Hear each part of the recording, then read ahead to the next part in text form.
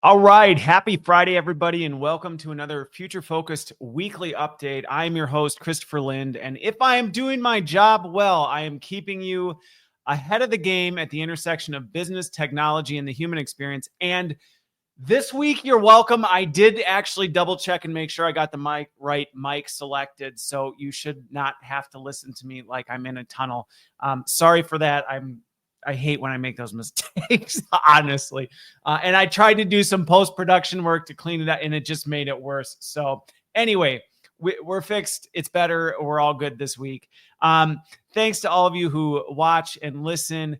Really appreciate it. I've gotten a recent influx of just encouraging notes and messages from folks, and I do this hopefully to help just keep you informed and give some perspective on things. But I don't always know, the impact it has. And then getting some notes recently has been really awesome. So thank you for that. Keep it coming, not just to encourage me, but I also enjoy when people send things to me and go, hey, have you seen this? Have you considered this? What are your thoughts on this?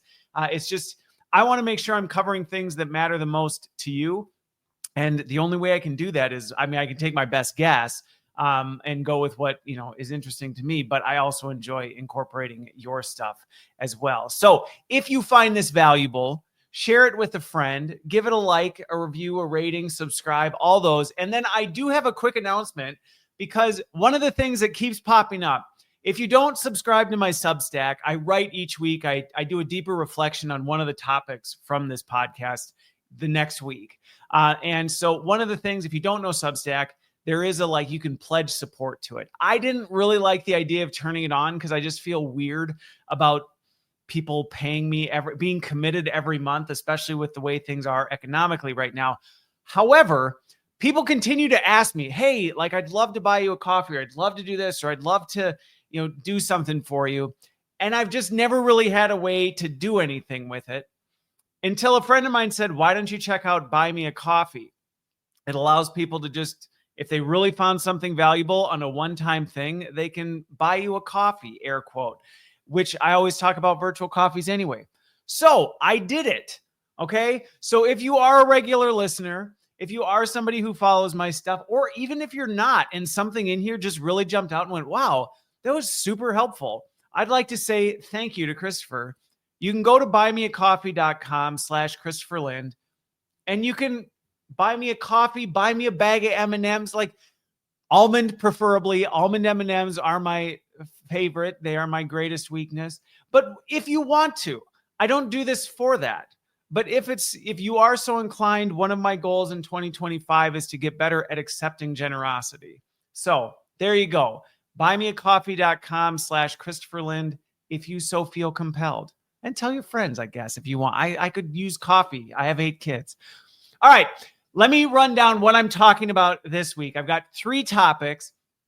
First of all, I want to talk about OpenAI's recent announcement of ChatGPT agent mode and what that means, but talk about it more broadly in terms of these agents that you can run on your computer, because there are some concerns I have that I just want to make people aware of, not necessarily specifically to OpenAI, but I want to dig into some of that and just give you some food for thought, not to say good, bad, indifferent, but just things to watch out for and consider. The other one I want to talk about was one that I don't have any hair, so it didn't blow my hair back, but it blew my beard back, was some of the stuff with crypto, which I'll talk a little bit more about that. Something I keep tabs on the fringes, but not necessarily heavily involved with, but some things that I happened to come across this week that I went, whoa, well, we should at least be paying attention to this. And then third, I'm going to talk about the Astronomer CEO and CHRO, the Kiss Cam incident, but not through the lens that I think so many things I see are about, because I think there's something really to walk away from this that's universally applicable. You don't need to be have an affair with a coworker to hear what I have to say on this, because I'm seeing some things that I just want to speak into on this one. So that's the rundown. Those are the 3. You can look at the chapter sections if you want to jump to a certain one, although of course I'm going to encourage you to watch all of them, but either way, whatever. All right, here we go. So let's start with OpenAI's ChatGPT agent. If you did not see, it was just, I think, at the end of last week or something. It's been roughly a week since they announced its release. Although my local version, I still don't have it. So I haven't been able to actually kick the tires or play around with it at all, even though I have the plus version or pro version. I don't remember which one I have. But either way, I haven't played around with it. But if you aren't sure what ChatGPT agent is, it's essentially the ability now for ChatGPT to interact with the apps, multiple apps, and jump across different apps on your computer. So you can have it do different things. Now, like I said, I have not tested it yet to see how robust it is, how many different apps can it work with. It's not completely new to Macs, at least. Before there were certain programs ChatGPT could already interact with. It was a limited list of what it could interact with, and it could actually then take over that app and do things with it, like the terminal window or things like that. Which if you heard me say the terminal window and freaked out, you're gonna have an idea of where I'm going with this. But they're advancing that further so that in essence you can have ChatGPT do a bunch of stuff by taking over your desktop and doing all sorts of things. In some ways, now there's the thing that I think is maybe good or just unsurprising about it is there has been a whole suite of apps that have blown up that essentially do this already. So this isn't brand new. If you're hearing what ChatGPT agent can do and go, oh my gosh, this is a groundbreaking thing. It's not. What they're doing is actually just going, hey, there's all these competitive apps using our APIs to basically do this. And they're just writing a little layer of code on top, and then they're doing it and selling it. So, of course, ChatGPT is going to try and include it in their bundle. Now, is it going to be as robust as some of these other ones and all this other stuff? No, maybe not. Maybe it is, all this other stuff. So it's not completely new, but it's becoming very much the norm. And this even came up on a call with someone I was talking with this week. A prominent person who, let me know that they have this subscription. I'm not going to mention names of apps, but they love this app they have because basically they can program the app to basically do their work for them for the day. And they just kind of hit run and then they don't have to do anything. And the agents are running in the background on their desktop doing a lot of things. And I actually challenged them on this, that I was like, well, first of all, one, if you're just having an agent do everything, what are you doing? But, there were some other things. So this isn't new. It is becoming the norm. And there's a lot of other apps out there. Now, the reason I bring this up is that a lot of people are just throwing themselves into this without thinking clearly about what you're doing and what you're handing over. Now, I did look at some of the terms and conditions of ChatGPTs and things like this, and they seem to be above bar from what I can tell from what it's tracking and what they're saying they're looking at and what they're capturing when you have agent mode on and all this other stuff. Because sometimes people do panic. They go, well, if this thing can see my screen, can't it see every keystroke? Can't it see every password I type? Can't it see all this other stuff?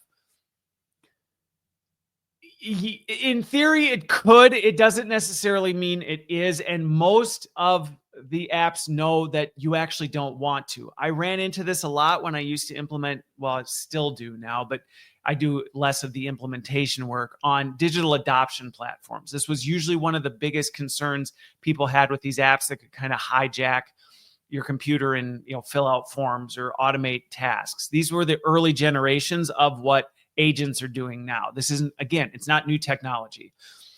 But one of the hesitations was always, well, it can see the sensitive data, it can do all this stuff. And it was like, it actually can't. It's just seeing the UX and the screens and all this other stuff. Now, could it in theory be capturing keystrokes and things like that? Yes, which is why it's so important to pay close attention to what apps you're looking at, that you're reading the terms and conditions of the things, that you carefully analyze. Is this thing always on? How do I activate it? How do I deactivate it? All of these other things, because the number of people I talk to who are going, hey, I just downloaded this free app that now runs in the background and I can ask it to do anything, or it'll give me real-time feedback on everything I'm doing. And it's wonderful. And I'm going, well, I just had a good friend of mine recently where they told me the app they did. I went and looked up the terms and conditions and I said, you need to delete that app right now and run a malware scan on your computer after this, because I'm not saying for sure it's malware, but based on the terms and conditions, they are data harvesting literally everything you're doing whenever that thing is active. And that one happened to be an always on, unless you actually went into your, apps list and killed the process. It was capturing this all the time, which is why it's so important to be careful and pay attention to what some of these apps that seem to be offering you convenience on steroids. Yeah, if it's free, and some of these are like they're freemium, but some of them you're paying for them. I'm like, you're literally paying to have your data harvested. So please be really, really careful if you're buying, downloading, installing any sort of app that offers what I would say is agent-like capabilities. And when I say agent-like capabilities, I'm talking about the ability to do things not just within the app. So if it's taking over part of your screen, if it's running other apps on your computer, if it's doing other things, be really careful. I am not saying never use them. That is not what I'm saying at all. There are some that I think are secure. They have the right terms and conditions. I would say they're trustworthy as they can be. And then there's ones that are not. And there are ones that are literally, some I firmly believe are planted by black hat hackers to just take advantage of people who don't know what they're dealing with. So there's this whole element of you really need to have your awareness up. I don't say this to freak people out about agent modes and things like that. I would say, even if you find a secure one, though, you really need to be taking the time to go, what am I really using this for and for what purposes? Because going back to this friend of mine that I was talking with, and he's sharing with me how he's using agents to basically do everything for him. We continue to just fuel this culture that just more is always better. We just keep churning out and pumping out. And who cares if we examine the quality of this? And that was one of the things I asked him. I'm like, do you even review what it does? Or do you just give it a prompt and let it run and send your emails and build your PowerPoints and do your spreadsheets? Like, how do you know it's right if you truly are just setting and forgetting it without any sort of check-ins? And even he got a little, not defensive, but he's like, oh, well, because he realized, dude, you're handing this thing over and assuming because you prompted it, it's going to get it right. And inevitably, you're going to set a pace that is unsustainable for you to keep up with. You're not going to be, if you say work all night while I'm in bed, it's going to do so much stuff overnight. You're going to wake up in the morning and go, it's going to make cleaning out your inbox seem like child's play. You're going to be like, there's no way I can pay attention to everything it did overnight. You know what? It's probably fine. So first of all, one, you're now setting just unrealistic expectations for the amount of work that can be done. In doing so, you're creating no space for actual human oversight. Because if you're doing this as an individual, you're going to hire a team to oversee the agent work that happened because you don't have time to do it. Like, what benefit are you getting from this now? You might as well have just done what you could accomplish and then move on with your day. So it's just fueling this idea that we can just run 24/7 all the time and that just more is always better. And it's not. It's not always better. And whenever I work with organizations or individuals on how do we use agents intelligently, it's always about figuring out what are the most important things that need to get done. And let's define some realistic expectations around what output needs to look like to make sure we don't do more than we can make sure is good. Because the reality is, it's fine and seems safe until it's not. And by then it's too late. You wake up in the morning with a whole bunch of really angry emails back at you that you're like, wait, what did the agent do overnight? Well, they're already sent. There's nothing you can do. You ask it to make an update to the software code and you'll have the developers check on it in the morning and it's already made 3,000 changes the next morning and the app blows up and your customers are freaking out and you go, oh, now it's too late. And I just continue to see people getting just attracted to this autonomous agent work like a bug to a bug zapper. The idea that it can just do everything how convenient is that? I don't even have to do anything anymore. I just sit back and let it do its thing. Well, if you don't care enough about it to even care whether the agent is doing a good job or not, or it's probably fine, maybe you need to ask the question, is this work really that important? Or do I maybe need to just go, maybe we just don't need to do this anymore. Maybe we just get rid of this mindless dross and move on and focus on higher order activity. So there's this first element of just please be really careful, be mindful, watch what you're handing over. But then the other one is maybe even before you find a secure app, take the time to really examine what you're planning on having it do and why. And do you actually need more of that? Or are you fine actually taking that off your plate?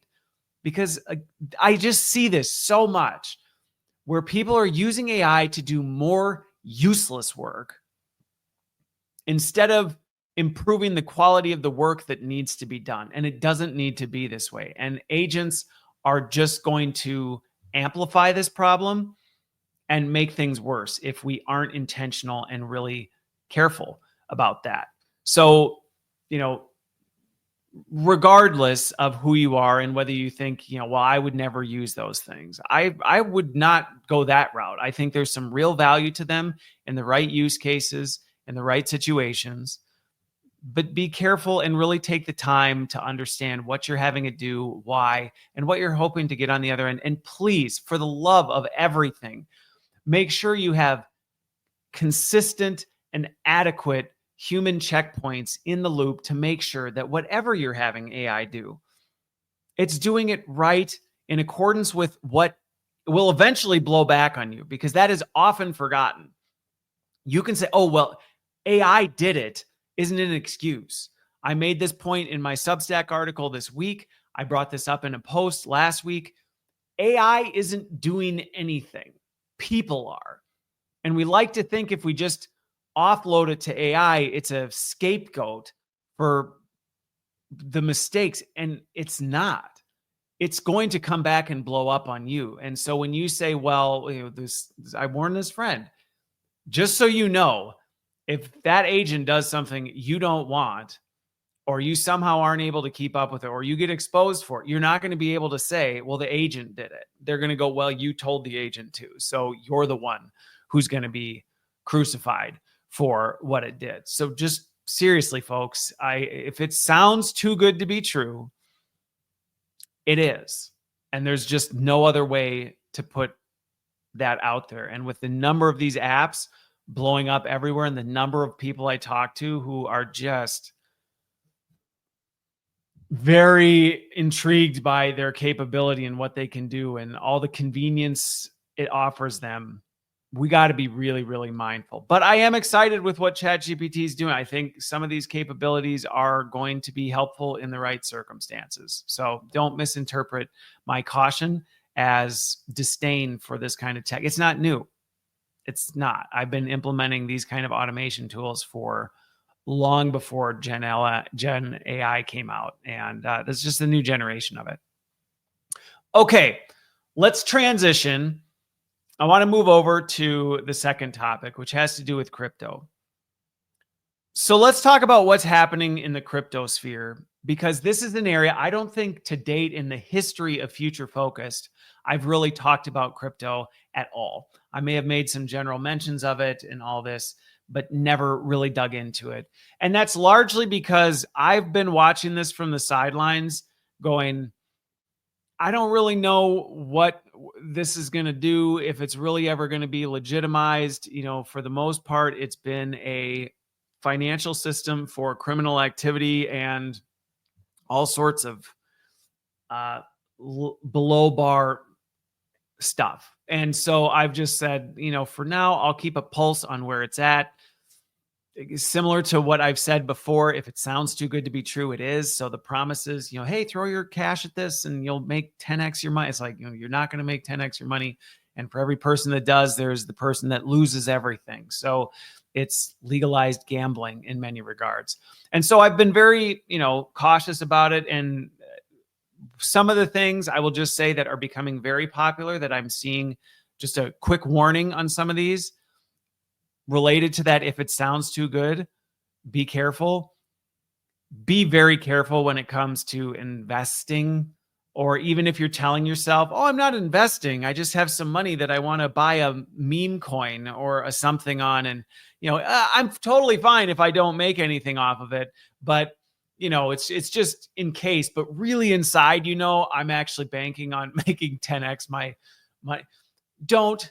The number of rug pulls and pump and dumps I'm seeing in the crypto space are still huge. And because it's unregulated, there's nothing you can do about it. So if you go dump your, life savings, or even if it's not your life savings, you go dump, $5,000 that you've been socking away for a rainy day into a meme coin, hoping that you double your money or even make 10% or 20% on it.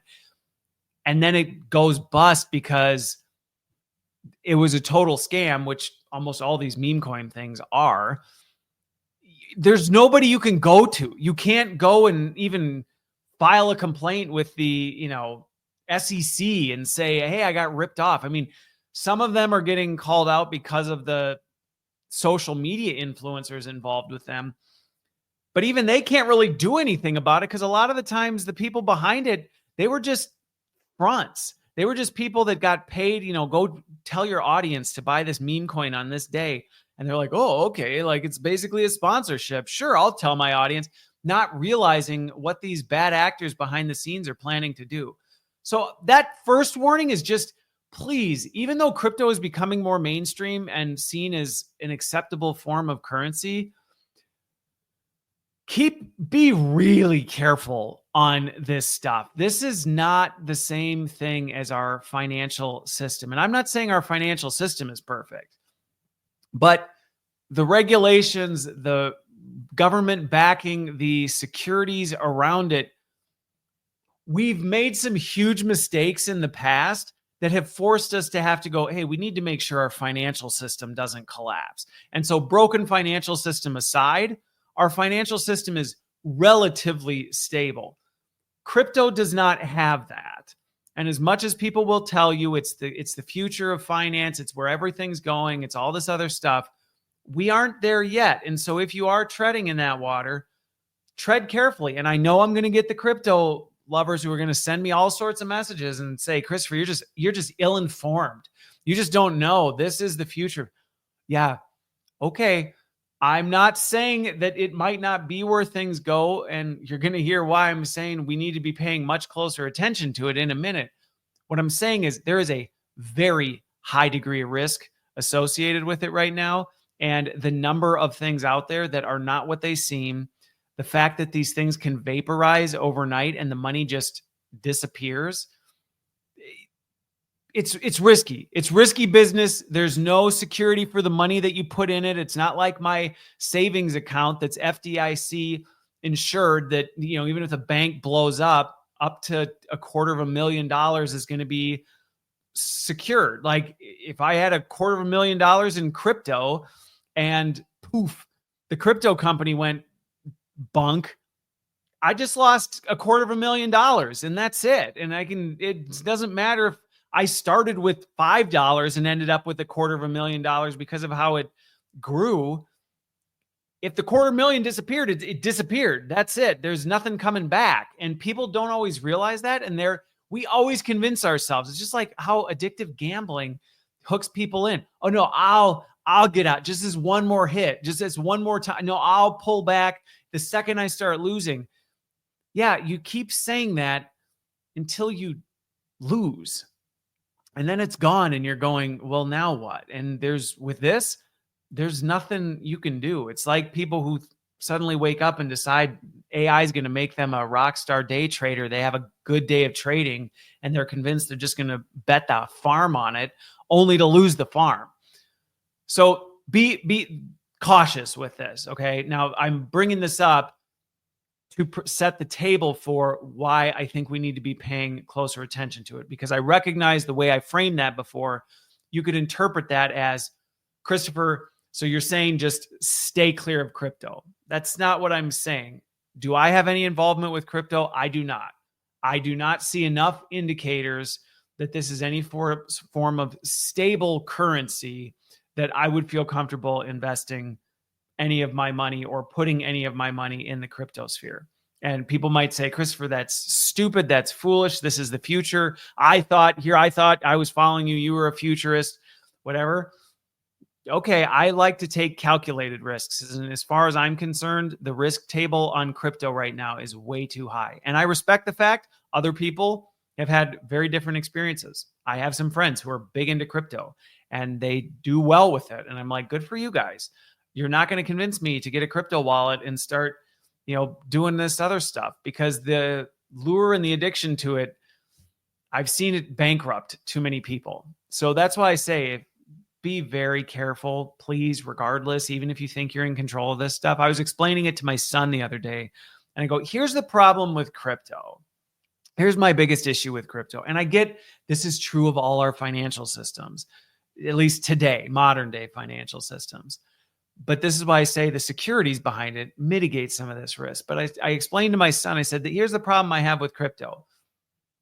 You're basically saying here, buy this digital currency that actually isn't backed by anything on the promise it'll either maintain its current value or gain value. It could lose, but for the most part, it's secure. It's a closed system. There's never going to be more Bitcoin or less Bitcoin. So it's supposed to stabilize the, currency value and all this other stuff. But the problem is, at no point is anything in the system real. It's a completely artificial system. And there's nothing backing any of it. And this is what happens when you see some of these crypto companies get busted or they just fall apart, and truly billions of dollars vaporize overnight. Well, but the problem is billions of dollars didn't actually vaporize. They never actually existed. They just were a fabricated digital thing. And my son asked, he's like, well, so where does the money go? Because people are putting real money in, converting it into crypto. And I said, well, here's the thing. This is what's happening is you're putting your real money into a crypto system that then the owners, the people in charge of the crypto system, are then taking out of the crypto system and investing in real tangible assets. They're buying businesses, they're buying land, they're buying products, they're building other things. So they're taking your real money and using it to make money, which, don't get me wrong, that's how banks work.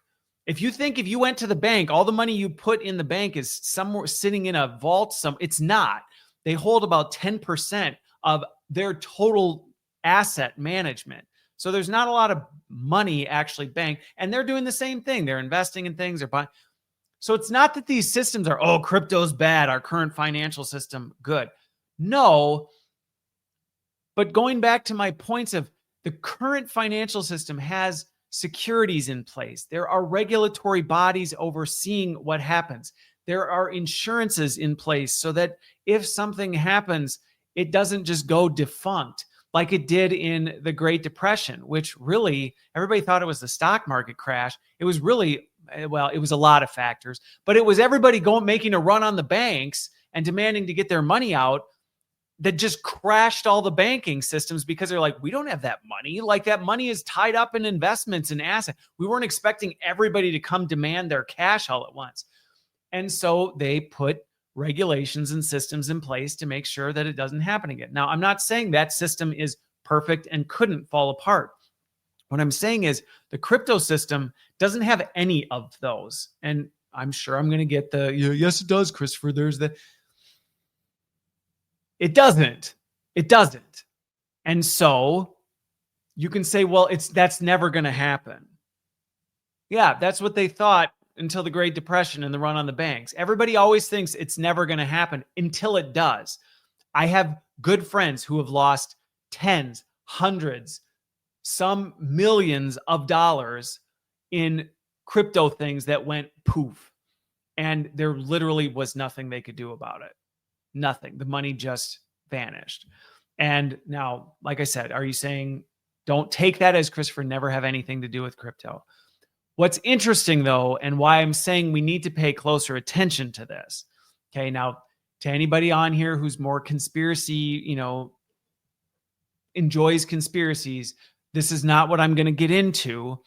But I was watching several videos this week that started talking about the World Liberty Financial and the launch of the WLFI coin and some of the things the current administration is involved with cryptocurrency and setting up the crypto market and deregulating it, rolling back some of the regulations that were being put in place.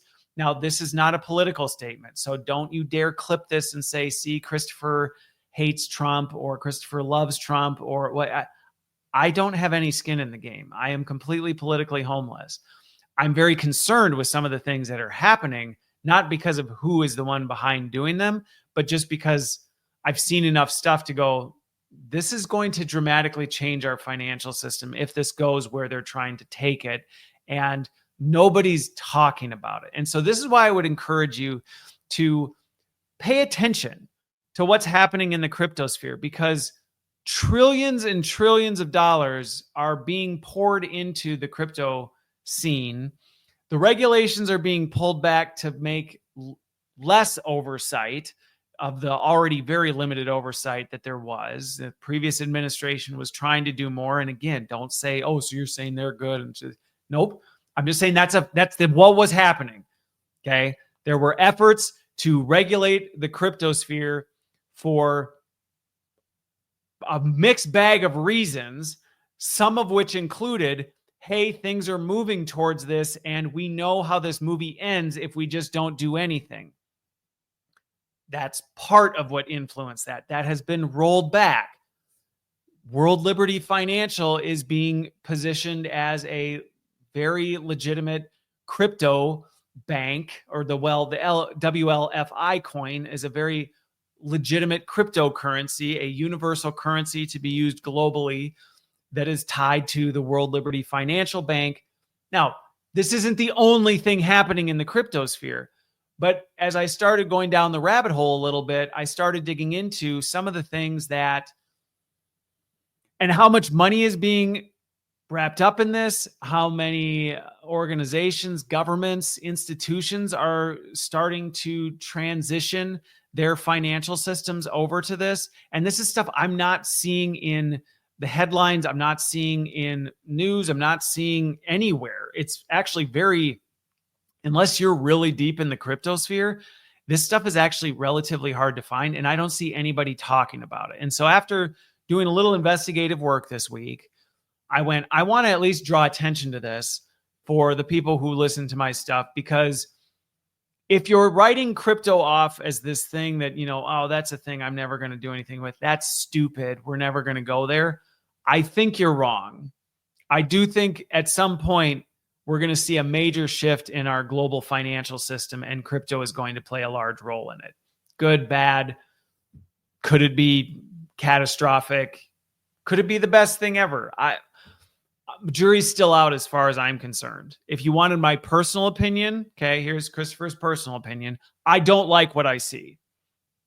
That's my honest opinion. I don't like what I see. I don't like how it's being used. I don't like the fact it's being done so quietly. And I don't like that one of the biggest things they're trying to do is make it be very anonymous so that we really don't know what's happening. And it makes it very hard to know how these systems are moving and how money moves around and all this other stuff. So I see plenty of things that make me go, not really a fan.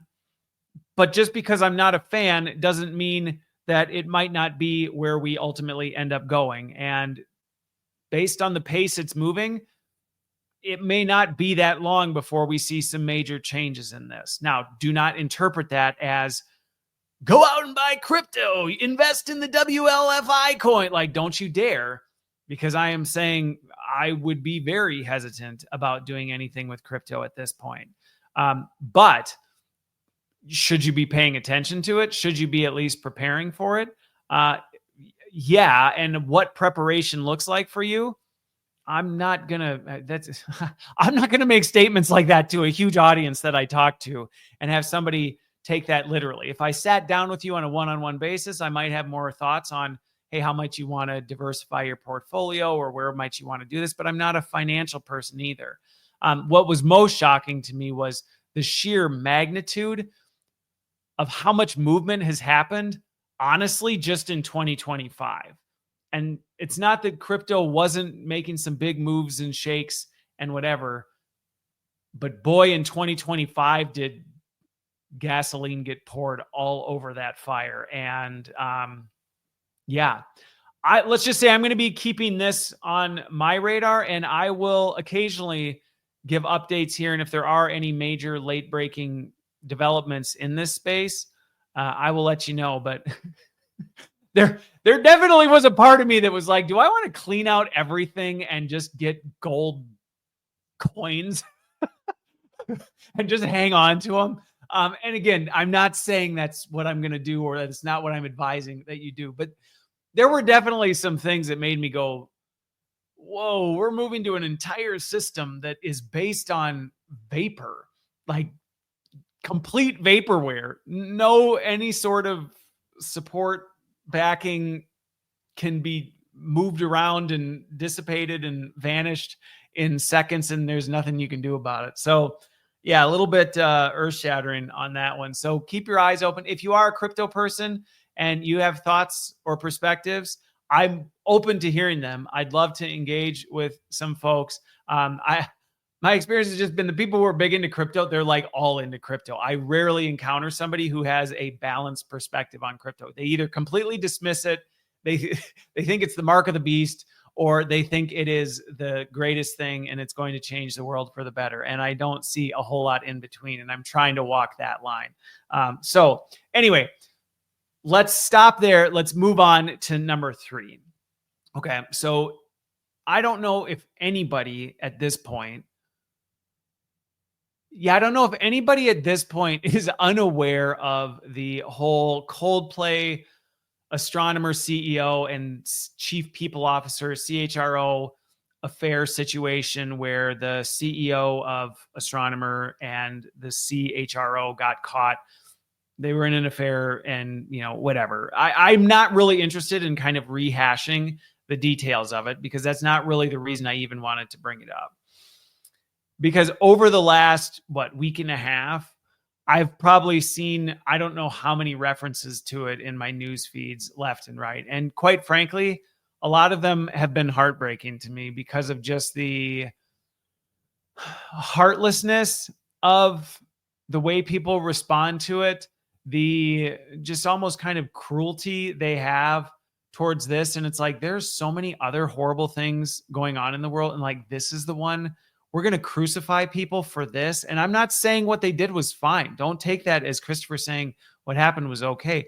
What I'm saying is, we're going to just go cold disregard and jump on the morality train over this, but not pay any attention to any of the other things. Like, come on, like, really? This is where this is the hill we're all going to unite around and try and just tear people apart. Now, here's the thing. I think the other thing I continue seeing is it is really bringing out some of our biases that I don't think are productive. I don't think they're healthy, and I think they're really negative. So I want to talk, first of all, one, about just our overall attitude towards it. And I want to talk about some of the deeper reflections that I have so that we can think differently about how we respond to this. Because regardless, hopefully nobody listening to this is in an affair, you're not cheating on your spouse, you aren't engaged in an illicit relationship with somebody you work with. If you are, get the heck out of it. And this should be a cautionary tale for that, because you think, like the last two things, you think you're not going to get caught until you do. And this one, boy ever did they get caught. But in terms of the response, when I saw the whole thing, at first there was a part of me I saw the video and went, oh, wow, that was brutal.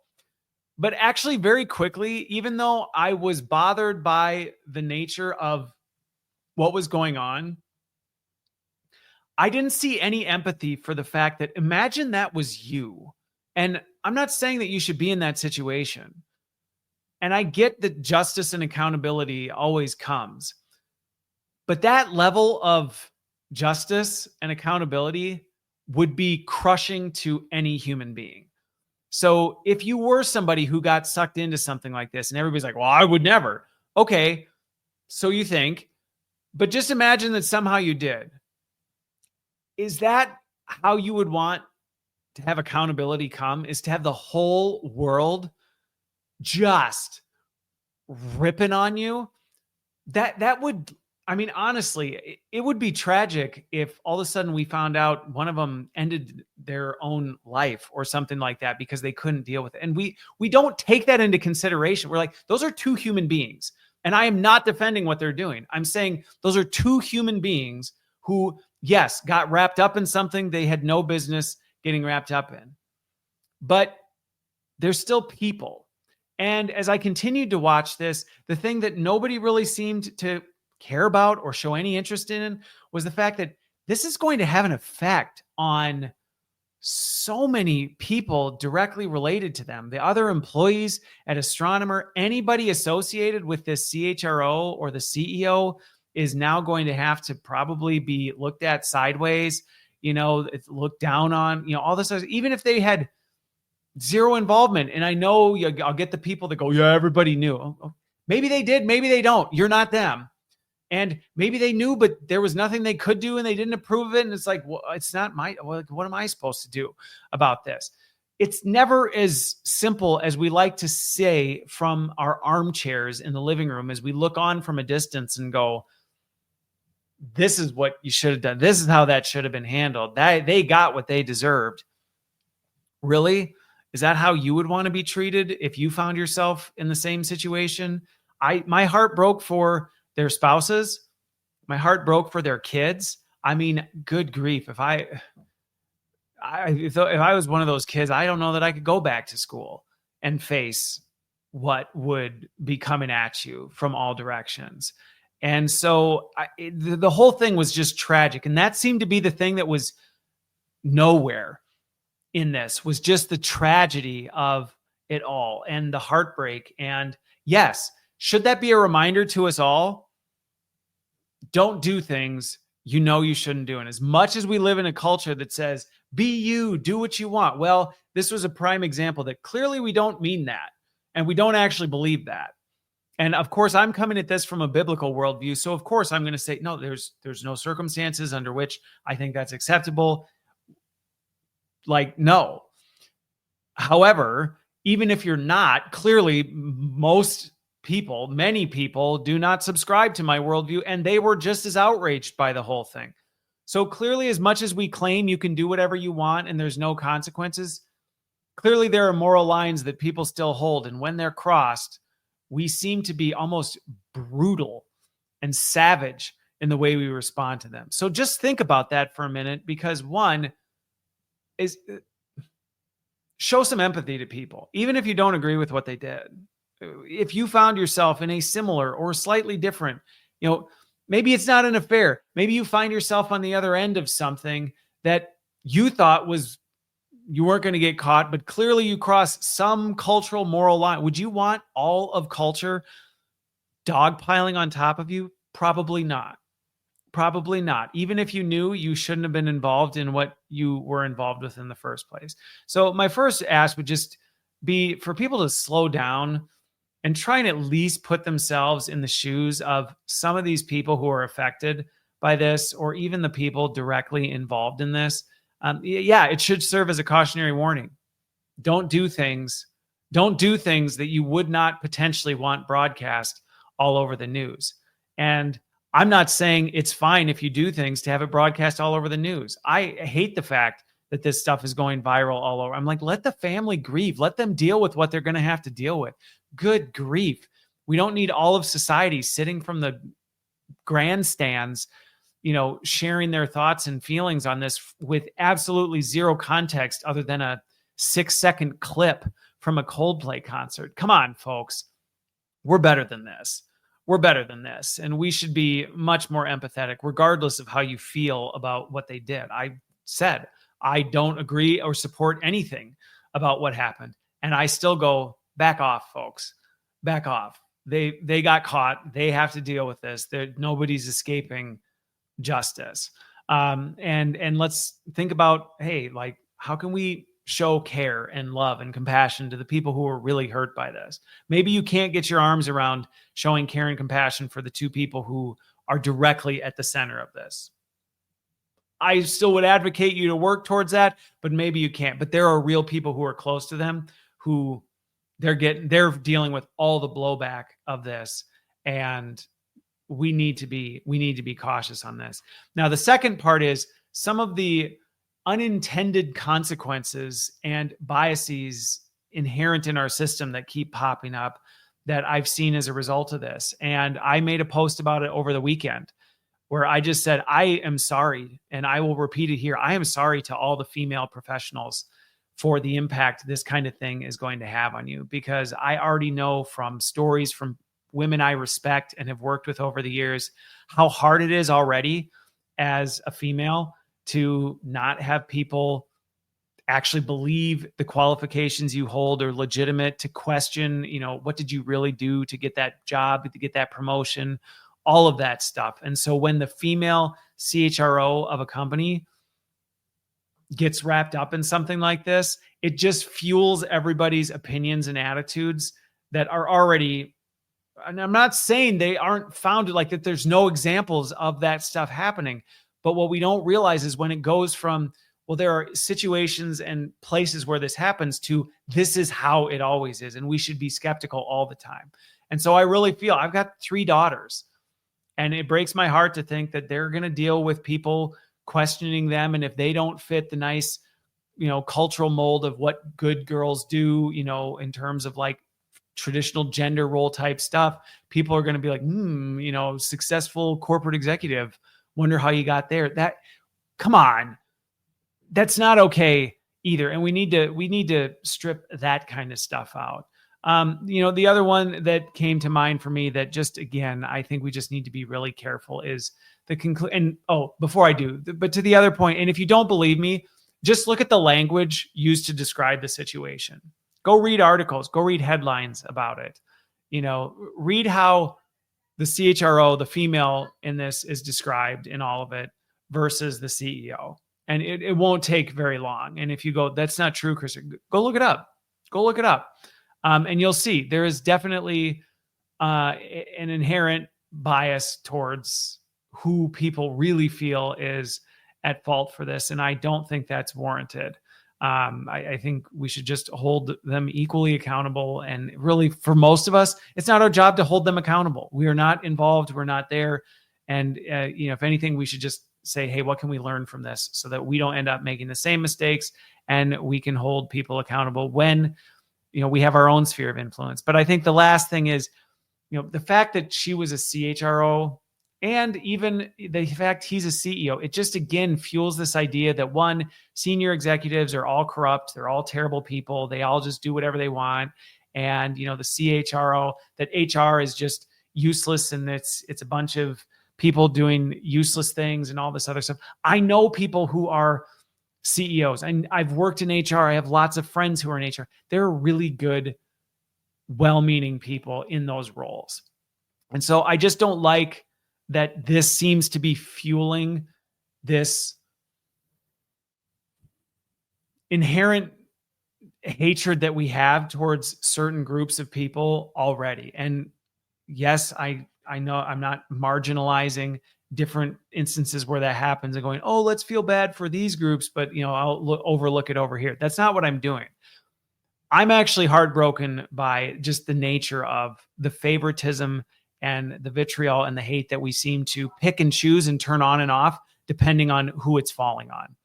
And we've got to stop that. I'm not saying don't hold people accountable to their behaviors. What I'm saying is let's hold them accountable to their behaviors and treat them with kindness and empathy and understanding. And that's not in competition with accountability. You can still hold people accountable and treat them that way.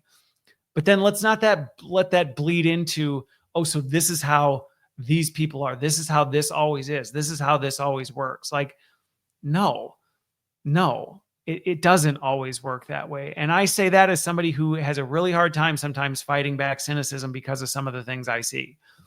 But even amidst that, I still see glimmers of bright spots, and I still see companies and leaders who really are trying to do the right thing. And I see people who are not playing into some of these stereotypes and archetypes that are all over the place. So hang on to that, hold tightly to that hope, because it is there. And the more you buy into it, the more you become the very thing that you think you're fighting against. You're just a different flavor of it. And we don't need more of that in the world right now. So those were my big three for this week. I hope you found it helpful. I hope it gave you some perspective on kind of three things. I think, ultimately, if I were to recap these three things in terms of, like, if you listen to the whole thing, you got to the end here and you go, like, so what's one thing that we really could walk away? If somebody were to interview me and say, Christopher, what's the one takeaway everybody could walk away from this? It's one, let's slow down a little bit here. We're quick to act. We're quick to talk. We're quick to pop off our mouths. We're quick to take action. We don't always think things through. We just go. And in all three of these, I think that's one of the biggest risks of what I've seen across the board on here. I think the other one is let's focus on being compassionate and empathetic to one another, because it is possible for all three of these situations to be mitigated, and for people to be held accountable, and for us to set up things that work well. But that requires us to actually slow down and listen and seek to understand and work together with each other, instead of fueling this tribalism that we seem to have right now. So with that, and finally, if you could use help with anything, this is what I do for a living. I now have my own practice helping consult on, lots of different business type challenges, whether it's ChatGPT type stuff, whether it's disaster recovery because you've had some sort of executive blow up like this, whether you're trying to figure out the future of work for your company. This is where I play, and you're welcome to reach out. I'm happy to help you as best I can. But with that, everybody, I hope you have a great rest of your week, and we will see you on the other side.